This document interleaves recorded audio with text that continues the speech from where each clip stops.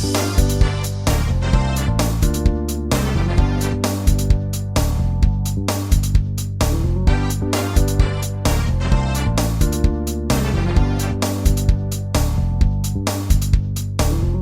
everyone, Blake Crash Priddle here, and you're listening to The Medley. This week we're going to be speaking with Canadian puppeteer Bob Stutt. Now, Bob Stutt has an extensive resume going back well over 50 years. Some of his credits include the Canadian version of Sesame Street called Sesame Park, Fraggle Rock, and The Big Comfy Couch. Hope you enjoy. Bob, thanks for joining us on The Medley this week. It's great to have you. Oh, nice to meet you, Blake. Now, I understand that you got your first puppetry gig in Halifax, which is where I live now. Can you shed some light on that? Well, the first job I had out of university was at the Halifax Library. In fact, at what was then a new branch on Gottingen Street. And they had a little room for a puppet theater built right into the building. And I was the junior clerk at the time, and the senior clerk, Ronnie Guyash, he and I started doing puppet shows on Saturday morning, and that's how it started. You know, you suddenly start getting in front of an audience, and you get addicted to that cheap laugh pretty fast, and I really got caught up in the whole puppetry thing. And Ronnie and I got pretty good at that, to the point that the other branches would bring us in to do shows there and at the main branch and stuff like that. And then the library started sending me to puppet festivals. There used to be one in Wolfville, Nova Scotia. And then they sent me to the Puppeteers of America. Every year they have a big festival in the States that moves around. And it was in New London, Connecticut that year. And I went down there and started to see the pros and people like Lampoon Puppet Theater from Toronto, and Code Canada from Vancouver, and the Powells, David and Ann Powell, Puppet Mongers Powell from Toronto, and guys like Bruce Schwartz and David Strodiak from the States, and realized that, boy, there's a lot more to this puppet thing than I ever imagined. And I got accepted to graduate school in Toronto, and I moved there, and I started taking classes with a puppeteer, a woman named Nikki Tilrow, who ran the Frog Print Puppet Theater. And I worked with Nikki for 3 years in what was a pretty formal puppet apprenticeship. And that's where I got my training. That's how I got my start, yeah.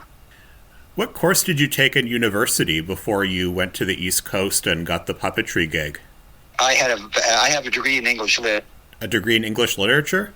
Yeah, so one of those degrees you get out of with no idea what you want to do next, you know. But then I got accepted for graduate school in library science at the University of Toronto, and that's when I went to Toronto. And, of course, I was studying library science all day, and then I was taking classes with Nikki at night. And Nikki really wanted you to take other classes, too, so I was studying mime with Naomi Terrell, and mask with Barry Karp, and circus arts, juggling, slackwire unicycle with Don Reeder originally from Minnesota. And after my first year at university, Nikki asked me to join her company, and start touring with them. So that was a fun conversation, going to my parents and saying, after 5 years of university, I'm quitting school and I'm basically joining the circus. Well, being a puppeteer certainly does take a lot of skill and coordination, too, especially with the way that you move the mouth. I mean, it can be hard to, lip sync the puppet with what you want the puppet to say. I've tried that, and it's really challenging. Yeah, that part's challenging. More challenging is some of the places that you find yourself stuffed into, especially on, in the TV work. You can get in some, Big Comfy Couch. I was laying flat underneath that couch with my arm stuck through 12 inches of foam, and I was sideways to the camera, so everything had to be twisted, and I needed help getting in and out, and I'd spend 8 hours a day under that silly couch. Didn't they sometimes leave you inside the couch when they broke for lunch? Yeah, who told you that story? Oh, I heard it on the grapevine. No, actually, I listened to another interview with Allison Cord, and she told the story. Oh, okay. Yeah, for sure. They broke for lunch one day and forgot I was under there, and I was sort of out of it, as I often was under there, and next thing I know, I'm calling out to an empty studio asking to how to get out. Yeah, it was a few sort of practical jokes and stuff that happened. I wrote a script where the whole set had to be covered in ping pong balls at one point. And so, it's easy enough as a writer. You just write the stuff down. Set's covered with ping pong balls. And then the poor, props people have to go out and figure out how to do that. And the end of that shoot, I went out and I bought myself a lovely new Porsche sports car. And they'd taken my keys and filled the whole inside of the car with ping pong balls. I mean, that sounds like something that would happen on the big comfy couch, doesn't it? Yeah. And I heard that when you played Molly on the big comfy couch, there was a little TV monitor inside the couch so that you could see what was going on the outside too. Is that correct? Oh, every puppeteer always has a monitor. You always see what you're doing as a puppeteer, which is great, because what looks on camera is not really, the reality sometimes. Like a puppet can be looking at somebody on the camera, but it's, you're really off in terms of the real eye line. So you really need, as a puppeteer, to see what it is that the puppet looks like on camera. So that, of course, is one of the great advantages of being a puppeteer. You can watch your performance while you're doing it. The other big advantage, of course, is you don't have to memorize anything. You can just stick your script up everywhere and just go from line to line, and you never have to memorize. It's kind of like how Carol Spinney used to tape the script inside the Big Bird costume. Yeah. I've got wonderful photos of Rod Conybeare, who did the puppets on Friendly Giant. He did Rusty the chicken and Jerome the giraffe, and he's behind the castle, and he's got all his scripts just taped to the whole wall. We'll talk more about your puppetry gigs in a minute, but before we get into that, were you exposed to puppetry a lot when you were a kid? Did you grow up watching puppet shows? I watched Friendly Giant, and I watched, stuff like Thunderbirds I was fascinated with, but I never really had that obsession with puppets until I started doing them myself, which was in my early 20s. The wonderful thing about it, I was always, as a kid in high school and whatever, I was athletic. I was, I played all the sports, but I was also into the arts too. Drawing and all that kind of stuff. And puppetry, of course, gives you the physical side, which is wonderful, and but it also gives you the artistic side at the same time. So it really fulfilled both of my interests, and at the same time, as I progressed doing puppet shows, I got asked to start writing scripts, and that was the other thing I loved to do, is reading and writing, and so that got me into a whole other aspect too. And I got a lot of writing work, because writing for puppet shows is a bit different than writing for normal shows. You have to allow for things the puppets can do and can't do. For example, if you have a puppet who's answering the phone, you need to write in the script, after the puppet reaches for the phone, you have to write in a stop tape. You have to do a cutaway to another character or something, so that the phone can be raked into the puppet's hand. And then you'd cut back to the puppet, and you would have the phone in. The same thing when he hangs up. You'd have to cut away so that you could take the phone out of the puppet's hand. And of course, when I was writing scripts for puppet shows, I would build all that stuff in, which really got noticed by the directors and the producers. And I got a good reputation for writing for kids shows, and especially for puppet shows. Is it true that you met Cheryl Wagner's family when you were living on the East Coast for the first time? Didn't her husband at the time pick you up in a car or something? Yeah. Now, how do you know that story? Again, I did my homework. I listened to some other interviews. 1975. I finished university, and I decided I would go see the East Coast and the West Coast. And I flipped a coin. It came up tails. I was in Ontario at the time, and I hitchhiked down and all around Nova Scotia, over across Newfoundland and PEI, and I was outside Wolfville, Nova Scotia, when Ron Wagner picked me up, and he took me home, and I had dinner with those guys, Ron and Cheryl, and they were building puppets for a public service commercial on tooth decay, and they had a big grandfather molar, and they had a sort of mosquito-looking thing with a drill for a nose that was the tooth decay puppet. And I thought, wow, this is kind of interesting. And these, of course, the Cheryl and Ron are just great people. So then when I got the job at the library and they asked me to do the puppet shows, I said, sure, I'd like to give it a try because I had met Ron and Cheryl. So you got the job puppeteering the puppets on the Big Comfy Couch, Molly, Stickle Fritz, and the Dust Bunnies too, or at least one of the Dust Bunnies. Out of all of them, which one would you say was your favorite one to play? The Dust Bunnies were the most fun. When you work with the Muppets, it's wonderful because everything's built 3-4 feet off the ground, and you work standing up all the time. But on shows like the Big Comfy Couch, where you have live people, the sets were just enormous. So the puppeteers had to cram themselves. With Snickle Fritz, I had to cram myself behind bushes or in the cart or all that stuff. And with Molly, I was in terrible pain under the couch. But then each season, there was a Dust Bunny bit in every show. And we would tape all those bits on one day. That was Rob Mills doing Fuzzy, and I was doing Wuzzy. And we built a little under-the-couch set that was standing up. So Rob and I could work standing up for all the Dust Bunny stuff. And we didn't have any scripts. We just had, normally what would happen is Lunette would drop a prop under the couch, and the Dust Bunnies would grab it and go from there. There was no dialogue. They just spoke in gibberish.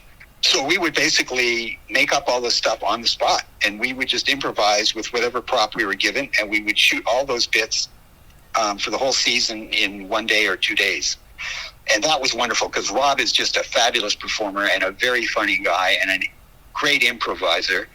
And we got to the point where people would come in on their day off just to join in on the madness of the Dust Bunny days when we would shoot that. So that's what I really loved doing, was that working with Rob and improvising and just having a wonderful time playing with puppets, but at the same time being able to stand up and not be in pain all the time. And you got to work with one of the guests that we've had on the medley previously, and that's Grindel Kuchirka, who played Granny Garbanzo. Do you have any funny memories that you'd like to share working with her? Oh, Granny, Grindel is just a fabulous human being. And I had met her before because I, of course, the Maritime Clown and Puppet Company, which was Ron and Cheryl's company, I actually sort of volunteered and worked as a roadie for them for a while when I was still down east. And Grindel was part of that company for a little while, so I had known her for a long time. When I think back of Grindel, I think of just how much fun it was, how much she enjoyed being on the set. And when you're around really positive people, it just creates such a wonderful atmosphere. The last season, the last show, again, I wrote the script and I filled the set with popcorn. Stickle Fritz gets a popcorn machine that gets totally out of control, and we filled the whole set with popcorn. And after the shoot was over, the whole cast came out and the whole crew came out, and we were all just diving in this popcorn. I don't know if there's a picture of that, one of the cast pictures. I don't know if you've ever seen that one, but it was such a happy set. It was such a low-budget show, which meant we had a lot of sort of apprentice people and young people on the set just starting out, and just filled with such enthusiasm, and it really was a fun time. I don't recall seeing that episode with popcorn all over the place, but I did see one of empty boxes all over the place, and poor Molly ended up getting stuck in one of the boxes, and Lunette and Major Bedhead had to look for her. Yeah, see, I don't remember that one. So it's like doing Under the Umbrella Tree. I did 300 episodes, and, you get fans who come up and say, well, remember the episode when such and such happened? And I just nod and smile, but, no. When you played Snickle Fritz, there was a puppet that you used, and then there was another Snickle Fritz that you would throw, The correct? throwing puppet, yeah. That's an old Muppet trick, too, is when we did Fraggle Rock, we would have throwing Fraggles, which are just stuffed Fraggles. And you'd have your puppet behind a rock, and they would take another puppet, this throwing Fraggle that looked just like him, and they would throw him across the set so he landed behind the rock, and then you pop up with the real puppet. So we did that with Snickle Fritz. We had a throwing Snickle Fritz, and if he wanted to jump out of the cart or jump in the cart, somebody off set would just throw him through the window, and then I would pop up, and yeah, it's a great old puppet gag that works really well with kids. There was a running gag of Snickle Fritz jumping out in front of Major Bedhead, causing him to fall off his unicycle. That's one thing I remember fondly. Oh yeah, Fred Stinson, who I just love and is one of my really good friends. Yeah, of course, he and Snicklefritz had a real rivalry thing going on. In fact, Snicklefritz, they wanted to give him in season 2 or season 3, they wanted to give Snicklefritz a little stuffed toy that he would play with all the time, like cats would. And they asked me what kind of toy it should be, and I said it should be a bedhead. So they made a little tiny bedhead that he would throw around and bat around and beat up and all that kind of stuff. It was fun. Yeah, it's better that he did that to the fake Major Bedhead, not the real one. Exactly.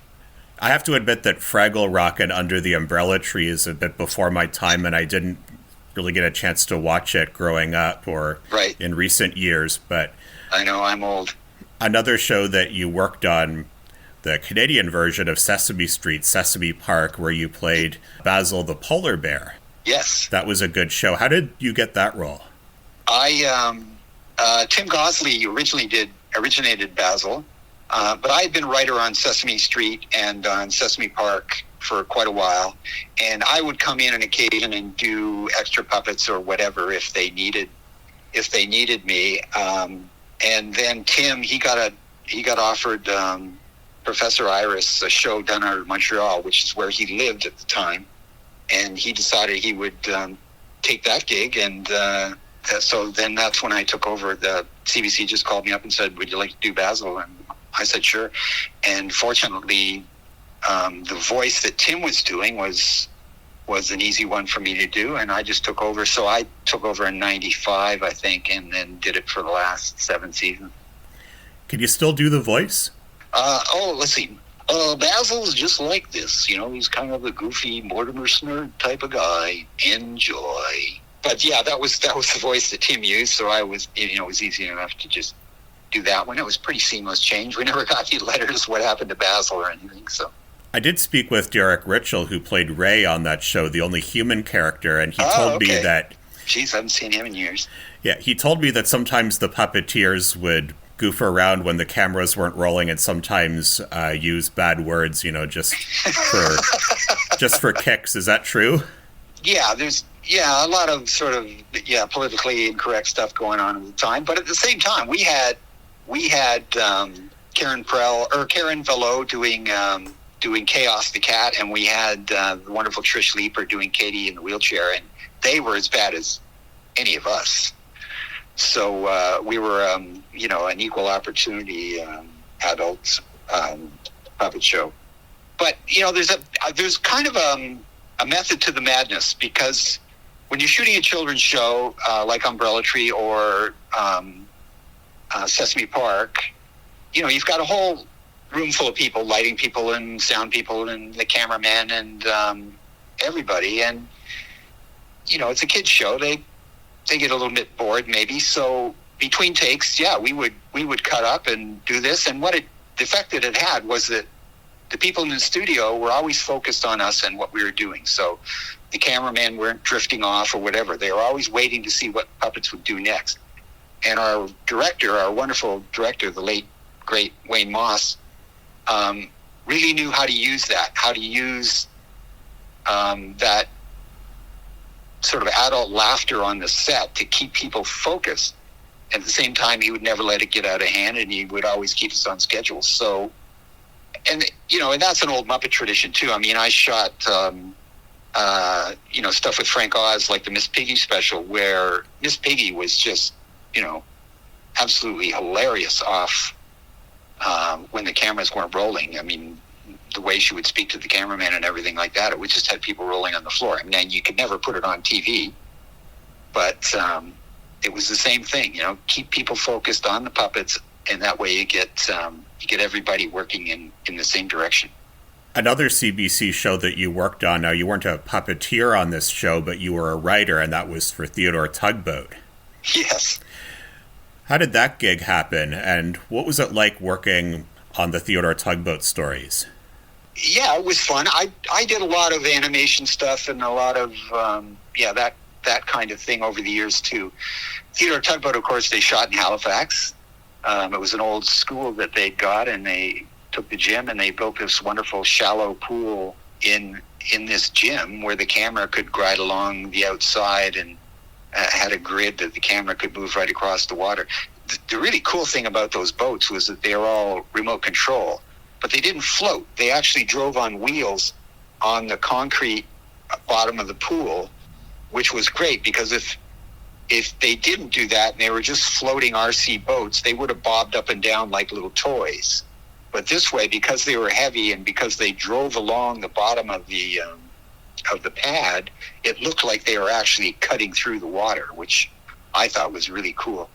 I'm trying to remember the name of the guy who started that show. Andrew Cochran. Andrew Cochran, that's right. And I'd known him. I mean, the children's television world in Canada is pretty small, so he knew me by reputation, and he called me up one day and said, how'd you like to pitch for Theodore Tugboats? So that's the way it goes. Then you pitch a few ideas, and if they like them, they take them. And then I only visited the set. Well, at the beginning of each season, they'd have a writers' meeting, and they would fly me into Halifax and take me out for a nice dinner, and we'd just pitch ideas for a day and go out to the set and that kind of stuff. And then I'd fly home and write my scripts and send them in. Do you remember what episodes you wrote? I certainly remember one I did was called Whale of a Tug, and it's about Theodore becomes friends with a baby whale who's been separated from his pod. And the reason I remember that one so well is because it got turned into a book. And until last year, that was the first book that I had published. But last year I had my first novel published. It's an adult suspense novel called Puppet. And it's about a talented TV puppeteer who gets involved in scandal, blackmail, and murder. So basically my story, except for the talent part. Well, I got to tell you, I used to watch Whale of a Tug religiously when I was a little boy. I had the videotape. And on that videotape, there was another one about Carla, the cool cabin cruiser, but I really liked the Whale of a Tug one because it was relaxing. They had some tranquil music, and the baby whale was just really cute. Yeah. And it's a lovely story, too, because Theodore didn't really say goodbye to the whale. Spoiler alert. The whale does leave the harbor in the end, but they were still friends, and the whale eventually came back later. Yes, exactly. And I think that was the message we wanted to get across, that, separation doesn't have to last forever. No, it doesn't. And on another note, I did speak with Andrew Cochran previously, so there's a lot of connections today. What's he doing these days?